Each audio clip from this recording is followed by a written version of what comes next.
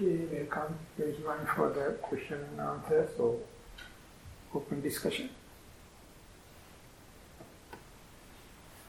Until what I discovered in my practice, and this my ego, the huge ego, and no matter how I move or what I observe, I don't know what to do with it. Or at the end, we want to get rid of it, right? So what can I do to get rid of my ego or the self-centered idea? What's actually the thing one can do to eradicate it or diminish it? To try to trace the ego, where it is happening, where it is coming, where you catch it. And then? There is no ego. It's still there, no? There is no ego. Where can we show?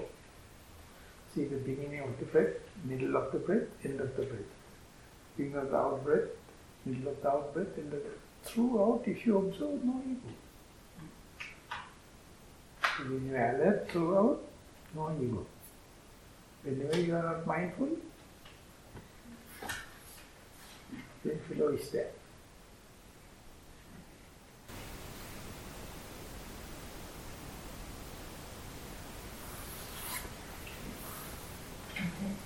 May I ask, the thoughts you can have between mindfulness, is it a waste of energy? Is it a waste of physically? You have to speak a little louder, I can't hear. Apology. The question is the thoughts, the unnecessary thoughts that we have during meditation, during core mindfulness practice.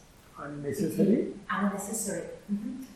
It can be storytelling, it can be daydreaming. Is it a waste of energy? Is it a waste of time? Definitely waste of energy, but never mind, it is not happened due to my will. But I have to understand it is happening within me, but not with my will, not with my volition. So therefore, whose agenda? By observing, you can see within this, it is not under my control. It is, I am not the owner of this house, I am not the feeler of this house, I am not the controller of this house. Things are happening, so that you have to only disclaim it. They are not me, they are not mine, they are not myself. And we all are the same. All are doing this daydreaming, fantasizing, storytelling. So that Western philosophy says, let go cogito sum.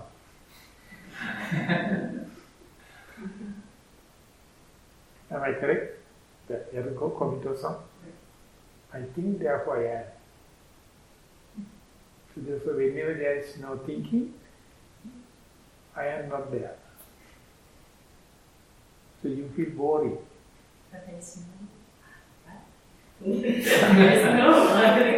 Ask you that he is having ego, say leader, big ego. There is it. You trace it, to kill nook and corner, there is nothing to fight. Whenever you just become unmindful, full of things happening. So therefore, as far as you are civilian, one thing you can crave, you can claim, under such circumstances there is no ego trip. The other thing is, even the daydreaming, fantasizing and storytelling happen, don't worry. This is not me. This is not mine. This is not myself. Disclaimer, disavow. That will not worry. Even after the enlightenment, it happened to the Buddha. This thinking. So nothing to worry about the sentient beings.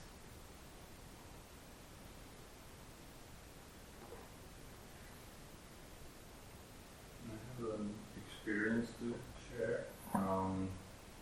Yesterday, after your Dhamma talk, I was reminded of a couple of occasions during previous retreats when I experienced this kind of like in between the breaths, as the in-breath begins to start, like some kind of, well, as I described to you when I was in Mitrigala, it was like as if there was volition involved in the breath.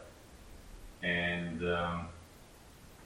but I didn't feel as if I were controlling the breath there. So I think I got again expectation of wanting to reach that, some kind of progress, or that there was some kind of indication of progress. And I think I kind of subconsciously in my meditation yesterday sought this, and it didn't come. What did arrive was some kind of like tingling sensation in my fingertips, and I felt my heartbeat in fingertips, which is also something that happens to me like quite often on retreats. So sometimes you feel here, and in the earlobes, sometimes around the nose, sometimes fingertips. So some kind of energy comes into being. It's a sign of healing. Some people have this excess, so they can heal others also. So whenever the mind, whenever senses, eye, ear, nose, tongue and the body do not receive external stimuli, when they calm down, the internal energy starts flowing out. Whenever you see something, internal energy is suppressed. Whenever you hear, smell, taste, touch, when everything stops, this energy starts coming out, like catharsis. So that kind of a healing process happening. So in the midnight when we are utterly sleeping, this recovery is happening, healing is happening. But in the deep meditation also the same. So now there are some instruments to measure how many hours you are sleeping, like a wristwatch. So meditation and sleeping both, it treats as sleeping. That gadget is, when you are meditating, it reads like you are sleeping.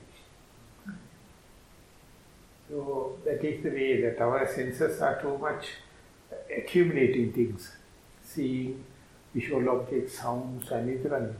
But even if you behave like a blind person, even if you see, you behave like a blind person, if you hear, behave like a deaf, even if you have the sensation, smelling, tasting, touching, like a dumb, like a paralytic person, even thinking happen, you behave like an idiot.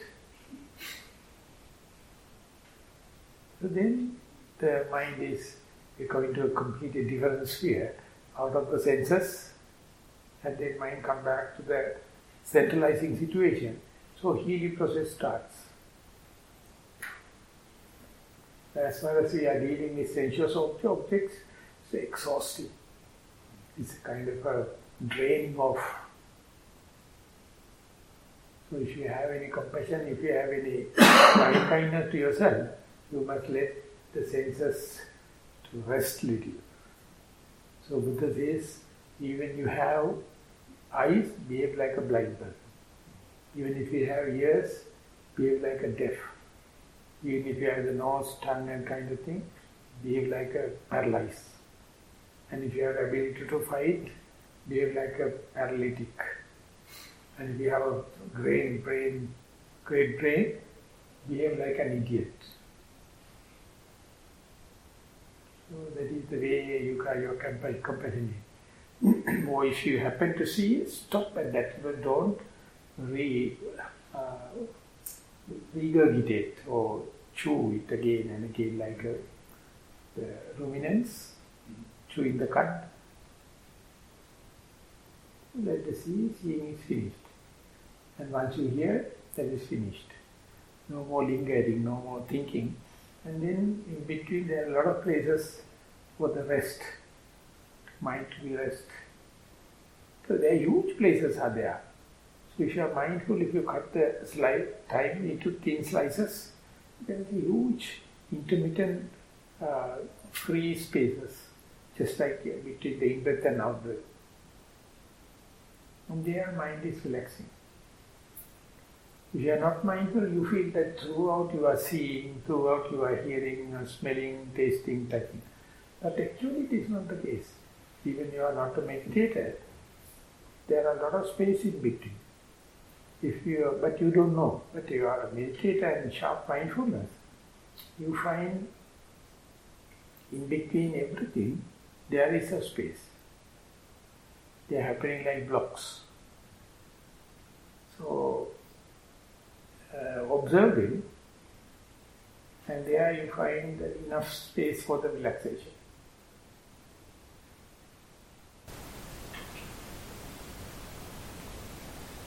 Actually, I have something to say to this.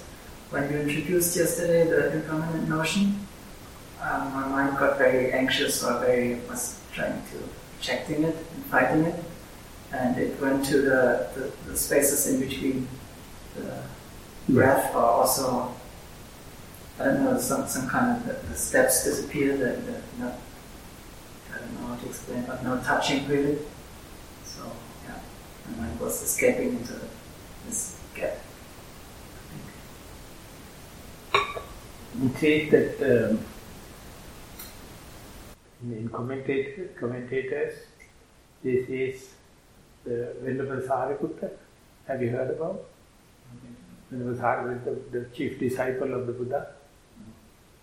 His knowledge is so sharp, it's like you put a roller along the road and you see each and every time it is touching the ground. If you have paints in the corner, you can see a line, marks where it's rolling. So likewise, his continuity of the mindfulness is like a roller. But Venerable Sariputta is not there. Venerable Moggallana is the second one. If you are using a walking stick, at the end of the walking stick, that's a paint. When you keep it touch on the ground, you can have dots in different places, not continuous. So his knowledge is like dots of the walking stick. But still he covered the area, but here and there only he touched the ground. So likewise our mind can work in both the ways, complete continuity, or here and there we touch it, and in between some spaces are there. So likewise if you are trying to be mindful, most of the time, about 80 to 85% of the time our mind is in no pain, no pleasure. If you are to categorize whenever you are pleasurable, whenever you are unpleasurable, it's maybe 5 to 6%. The rest of the time we are already enlightened. We don't know. We know only the likings and dislikings. We know only the pleasurable and unpleasurable. That makes the memory. That makes the history. But in between the pleasure and unpleasure, the huge chunks, there's nothing to record. So we feel boring. We feel very monotonous. We feel very dull. It's not dramatic life. So we want to make it pleasant and unpleasant. So otherwise, that most of the time mind is in the calm and quiet situation. Imagine if you manage to appreciate that, then whenever you are in a solitude, it's a huge pleasure. Because you know you are in a no pain, no pleasure situation. That understanding makes you pleasurable.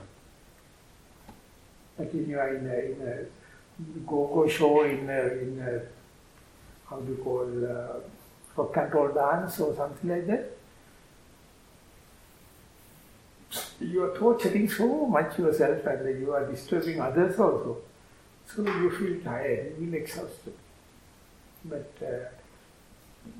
try to appreciate this solitude and the contentment and be in the present moment. It's a free of charge. And it's really rejuvenating, really giving energy. But it is not appreciating in this education system. Always asked to do some dramatic things and to one-upmanship before you, I have to run there and get the first place and all the kind of thing, competition. So the solitude is just already given, we are already endowed with, but we don't know how to appreciate it. Yes. When I see gaps in a movement,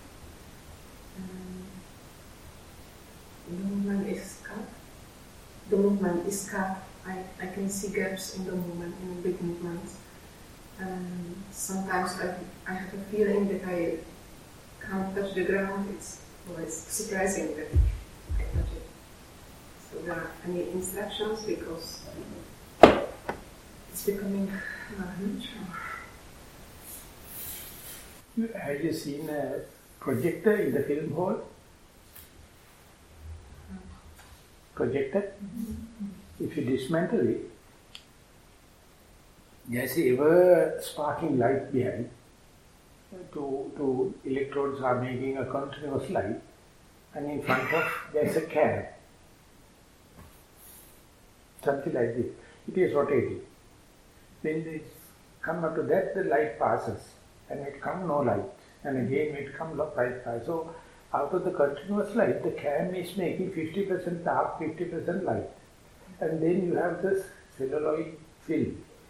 And then it is projecting light to the screen. So after showing one slide, you have darkness, and again next light happens, another slide. In between we don't see the darkness when you see the film. Understand? So in between one place you have the hand here, and the next slide you have hand here. In between we imagine hand is animated like. In the darkness only this animation happens. In between two slides always darkness. So that is how the animation comes into being. The cam has to rotate 1500 per minute RPM, and when it is slow down, the picture is not natural, disturbed. So there is no continuous light on the screen. There are no continuous pictures on the screen. It is happening and darkness, and then happening and darkness. In between only this, we start making the story, animation. So director is not the person making the film. You, observer, is the director. You are the one observer. And imagine if it's a cartoon film. There are only pencil marks. When it is running, appear like animation. When it's calmed down, you can't entertain the film. Because in between you start to see darkness. And a particular rotation only, the cartoon film is entertainable. So that means when there is similar two pictures and in between darkness, our mind is make the connection in between. From the first photo to the second photo. So when the camera stops, is there only darkness? Then the camera stops. The cam is making darkness light, darkness light, darkness light. It is rotating in such a way, flashing back the lights. In between the cam and the screen, there is a celluloid, the already filled, positive field, and then it is the projecting, and there is no continuous light, only darkness and the lightness. But our mind never see darkness on the screen. The flowing photos are happening, and we make a story out of that. Exactly the same in our day-to-day life. Things are not continuous. But there are a lot of gaps. We fill it with our own imagination. We fill it with our own storytelling. So imagine that I am going to give a talk, and you all are listening. You never listen what I am talking. You listen what you think.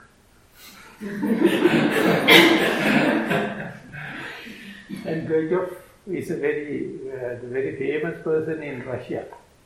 Gurdjieff, I don't know whether you have heard about. Gurdjieff. So he used everywhere to search the truth. Ultimately he gave talks on the truth from the other world. And people, when they were asking questions, Gurdjieff, that you told this, don't tell that I told. Please tell that I hear what I am talking. He never listened to me. You are hearing what you think. You are in the imaginary world.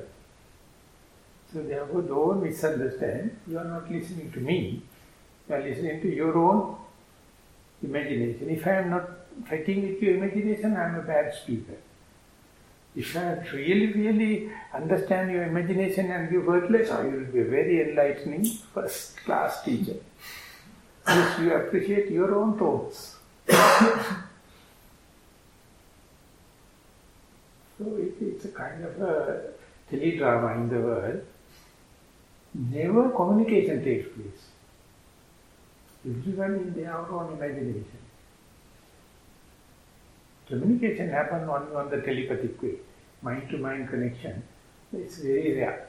Even with the mother and the child, even between the teacher and the disciple, even with the doctor and the patient, no communication. Everything happening through imagination. So that's why you have to cross-check again and again. Did you hear? Did you understand what I am telling?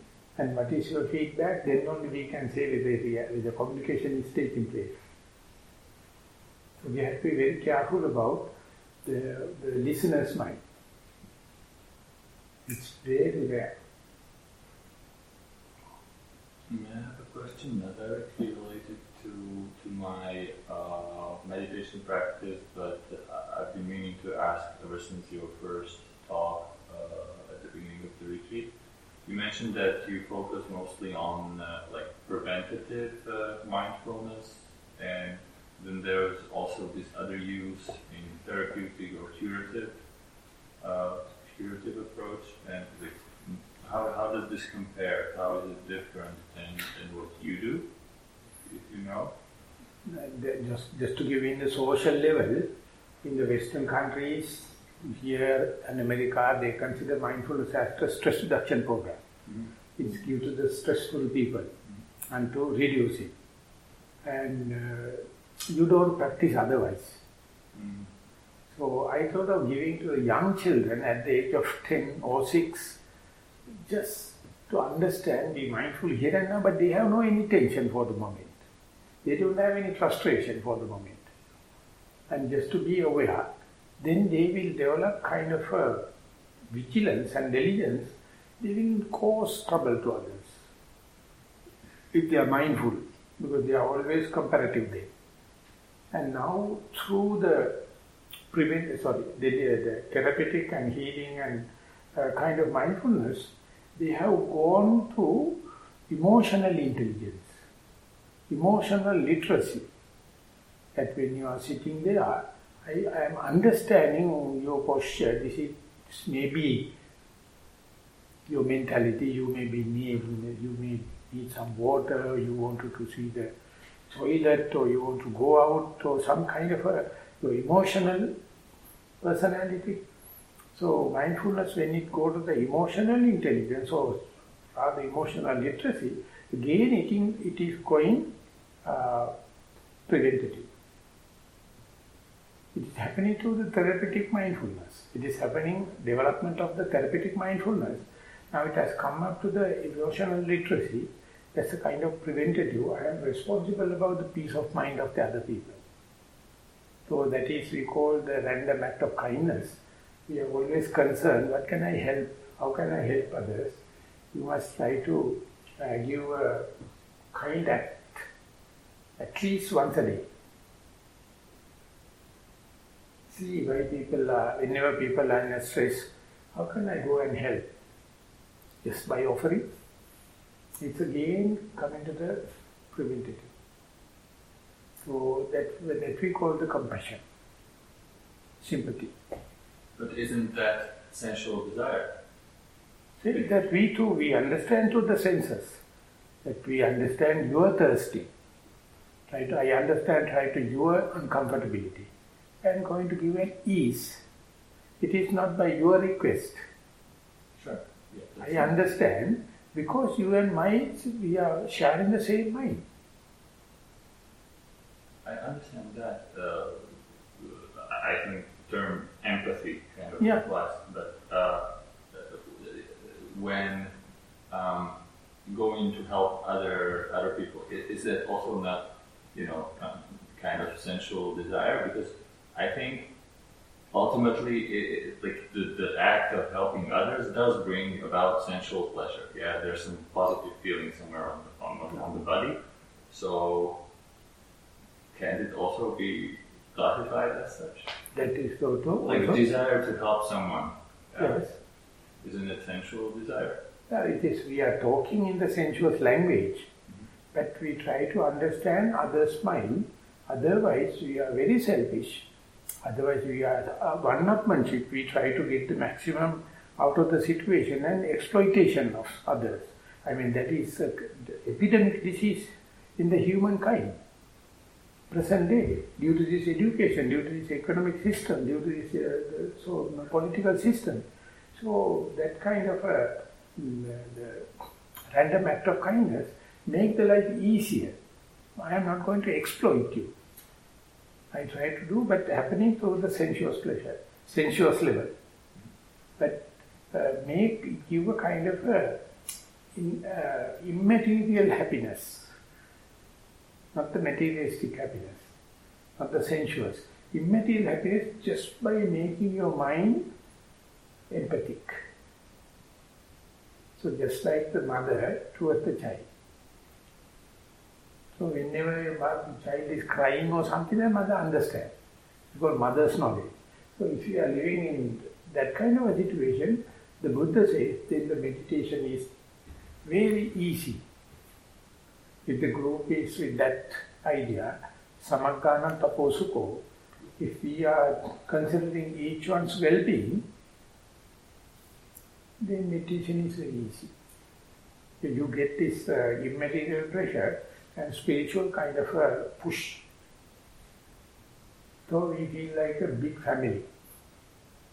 Everyone belongs to the same family, so no exploitation. No torturing feeling to the others. So it's like a heaven. So this is this teaching in Scouting.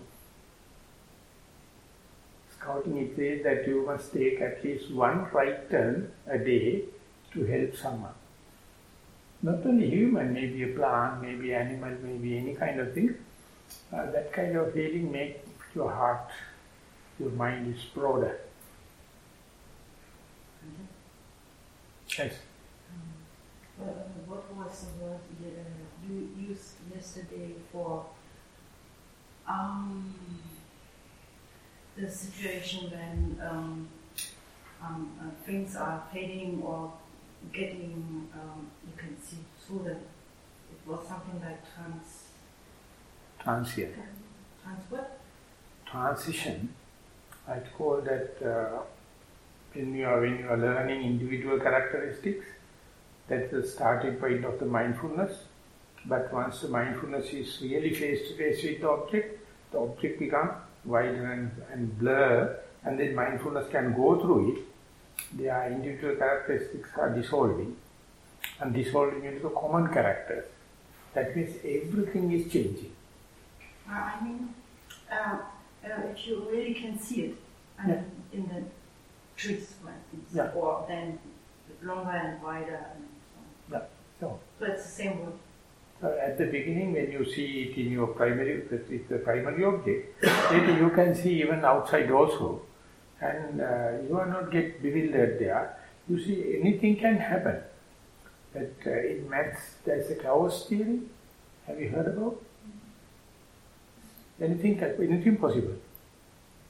Fractal theory, fractals. So therefore, you are not worried about something happen because it's possible.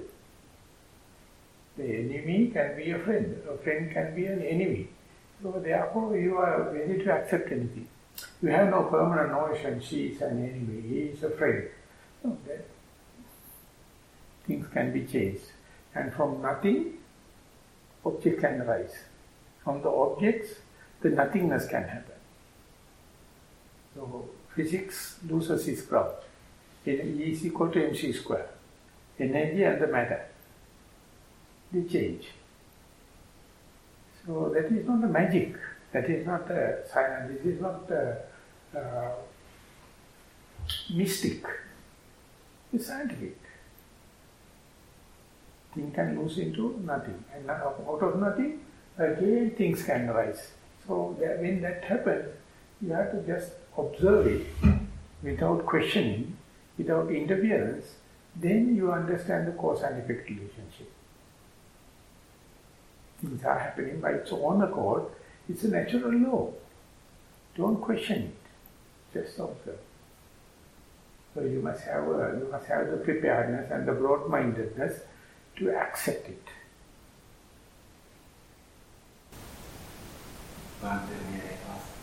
Yesterday, after Dhamma talk, we had a meditation session, sitting meditation, and it seemed to me that those individual characteristics I didn't start to observe.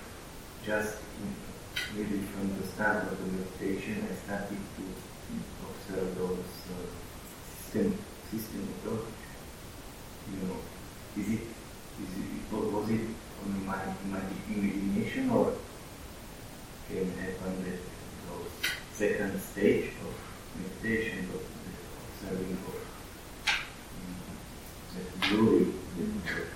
So to make it, to verify it, whenever we see individual characteristics, it is always with the demarcation, always with the boundaries. And ultimately when you look at the boundaries dissolving, it is merging with other objects. But in the imagination, there is no verifiable boundaries. So therefore, imagination happens, it is not with something verifiable, something concrete, something materialistic. So very difficult to make it out. So therefore, at the beginning, especially in the Maha system, it says, make sure the object what you are observing, if it is in-breath and out-breath, in-breath is not out-breath, out-breath is not in-breath. It's clearly discrete. But when you keep on practicing, they are merging each other. And there you don't know whether it's an imagination or reality. So better. So it seems to me that I'm already in the trance. Yeah, that after when you are in a residential retreat, second day, third day onward, you can't see individual characteristics. You already start with this transitional area because of your momentum of your mindfulness. Continuity of the mindfulness, whenever you close your eyes, that the primary object never very discrete. It is not very with a clear margin, but you know it is because of your continuity of the mindfulness. You can start with whatever may be as if like it is an imagination or it's merging each other. No problem, you can continue with that.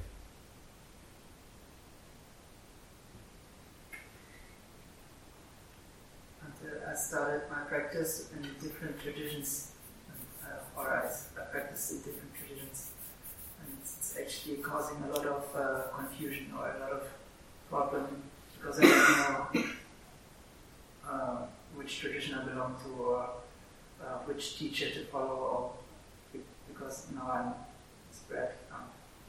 This is causing the most of the trouble at the moment. Too much of teacher, too much of trouble. Too much of maker, too much of trouble. So in Sri Lanka we call that when you go to junction, we go to a town, we have different hotels. Chinese hotels, Japanese hotels, Sri Lankan hotels, 5-star hotels, many. So you don't know where to go. So only by visiting and having a meal only you can understand which one is appropriate to you. Or to give an answer to this kind of a question, it says to start mindfulness, it is never too late. So if you are mindful, no confusion as such. The mindful make everything simple and down to earth. Here, now I am. not to be confused. So that, in that later level, no confusion. And then whenever the clear comprehension sets in, and the mindfulness makes it down clear comprehension can come and establish it. But next day again you have to start like a beginner, to start like a newcomer. And then you can understand when the mindfulness clears the ground, so much of thing happens, but your responsibility is basically to maintain the mindfulness, make the stage prepared, and many people come and have liberal drama. No problem. Stage is open. So that openness is a unique character of human mind.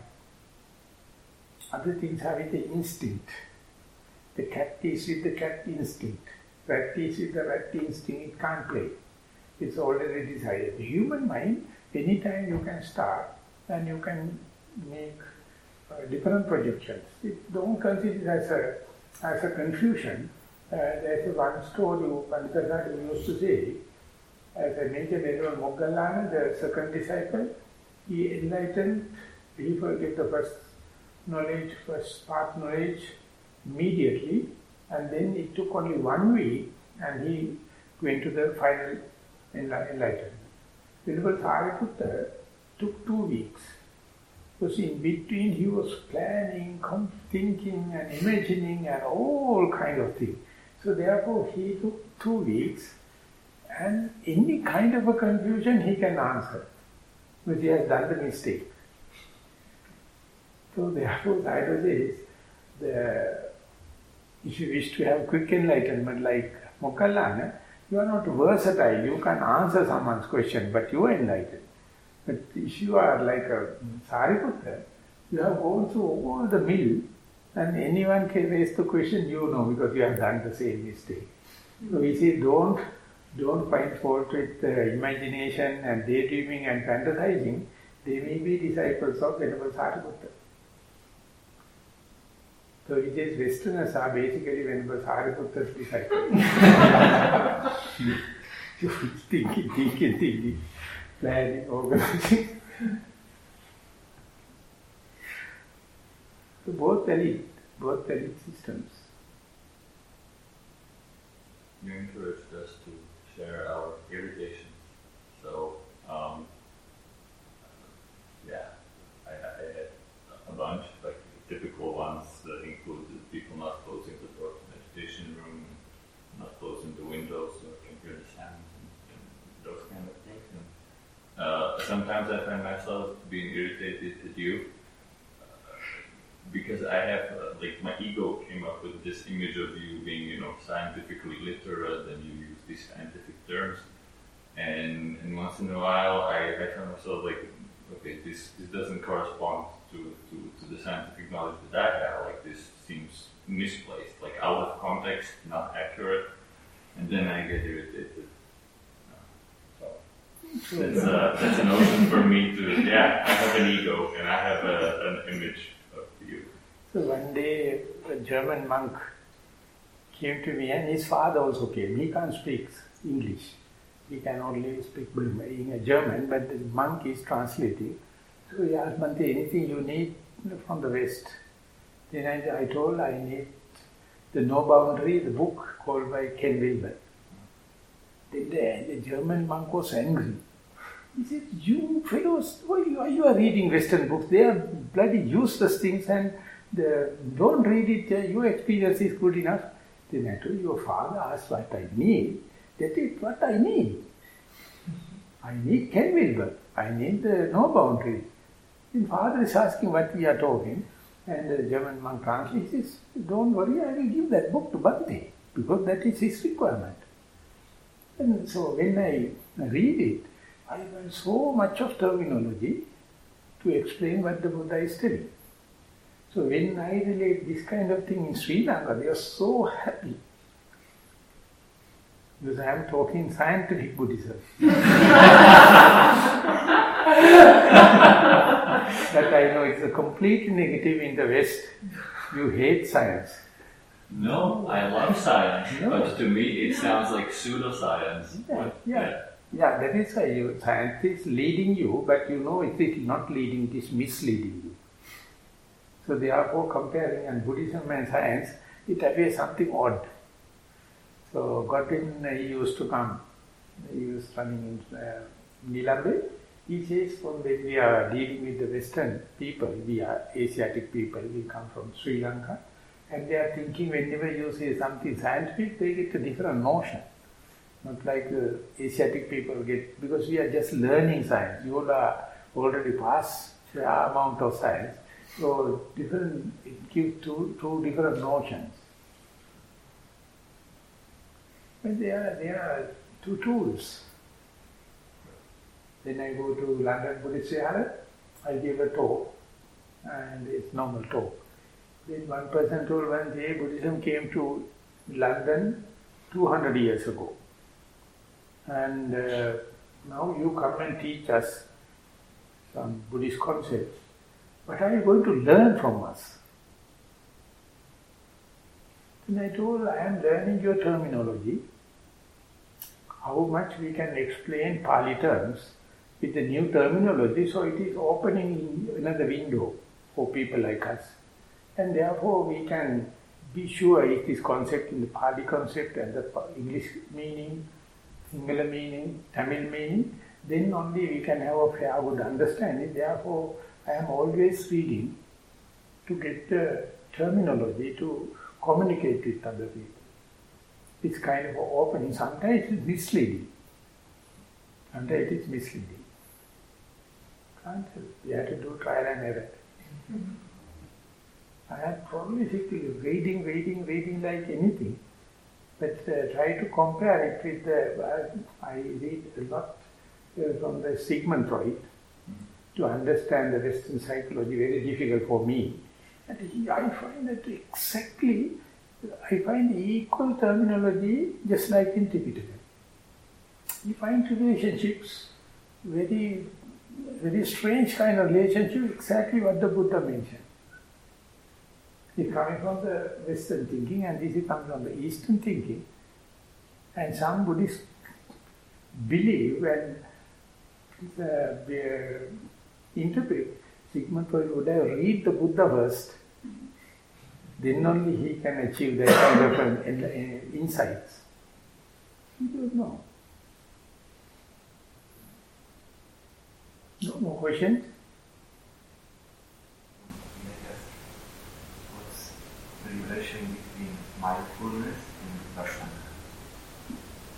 Mindfulness is the door opening for samatha and vipassana. Mindfulness is opening both for samatha and vipassana. So therefore, it's a starting point. Once you become mindful, you have to understand your character trait. You have to understand your personality. Accordingly, the progress happens. Everyone can't do vipassana, everyone can't do samatha. So one day that question asked, and the explanation came from Pavaksyado. Have you heard about the Pavaksyado? And he says when you are doing in-breath and out-breath anapanasati, samatha people knows my mind is not in sound, not in thought, not in pain, but in the breath. So that means he knows now it is face to face with the breath. But if you have the vipassana tendency, on top of that, knowing the breath, he can feel where it is touching also. Further, it is touching here or it is touching here. And still if you are very sharp, still you are more towards vipassana, when the in-breath happens, it is not the out-breath. Out-breath happens, it is not the in-breath. You can see the contrast difference between the in-breath and out-breath. That means your tendency is more the vipassana. So breath has three characteristics. One thing, and with the breath, not the sound, not the thought, not the pain. Second thing is breath is touching on that particular point. And the third one is in-breath, difference between the in-breath and out-breath. If you can see three, all the three, that means your tendency is for vipassana. If you can only see three, not the detail but I am with the breath, that's a kind of a samatha tendency. So by practicing only, by your explanation only, the second person can guess that the mind is to the vipassana or samatha. But starter, cursor, the beginning part is the mindfulness. Could you explain on the rising and falling of you thought that each one can feel that? Rising and falling you can't do for samatha vipassana both, it's only vipassana. Rising and falling, there is no samatha. Only object of meditation which is common for both is the anapana. All the other meditation subjects are from the beginning either samatha or vipassana. So anapana, when you are doing, your association with anapana can happen in all the three lines. So someone has to carefully listen when the practitioner is talking to see whether his tendency is for samatha or vipassana. So even the practitioner do not know their own, his or her own tendency, or his or her own personality trait. So rising and falling, right from the beginning it is vipassana. Can I have a question? Could you kindly explain the relation between mindfulness and clear comprehension? At which stage of development of mindfulness comes this capacity to clearly comprehend? And then this union they speak sometimes about. So it is only a few examples only we can understand it. You see, even in Sri Lanka, we had a nasty war for 30 years. So now the peace is back, unless otherwise recent bombing. So peace is like samatha, the mindfulness. And when the peace happens, the development of the country and the economic progress can take place, that is like clear comprehension. Without peace, no development. Without peace, no kind of economic thing. So like us, mindfulness make the ground clear. And then the clear comprehension do the task. And classic example given is, using a needle and a thread to stitch. The needle is very straightforward. You go through the cloth. And cloth has to bend and adjust according to the needle. And when the thread happens, it put the knot according to the where you need. And the needle is like some of the mindfulness. The knot happening is like clear comprehension. So at the beginning it is very straightforward thing is going and it can't bend. It go and according to the thread is happening. So likewise the clear comprehension is like a eyed person, no legs. Mindfulness is like a blind person having a full hefty body. So mindfulness has to carry the eyed person, and the eyed person has to lead the mindfulness to say, understand? The crippled person climbing upon the hefty person, he is blind. And the blind eyed person telling, please go this way, that way, like. So they have, this is kind of a combination. So first, you have to do with the mindfulness, and when the mindfulness is happening, clear comprehension can lead you, or correct you, adjust you. So even the mindfulness is doing, it has to listen to the clear comprehension. Because clear comprehension can see the situation comparatively. Sati Sampajanya.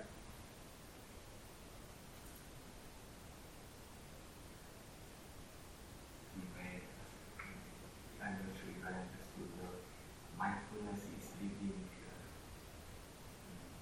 vipassana or vipassana mindfulness? Usually mindfulness is leading, and when the mindfulness gives the green light, then only vipassana can come. Mindfulness gives the make the security. So Pandit used to say, if the king is going to come out of the palace, it will announce that the king is going to come, but the security has to give a green light telling after checking everything, till that the king will never come.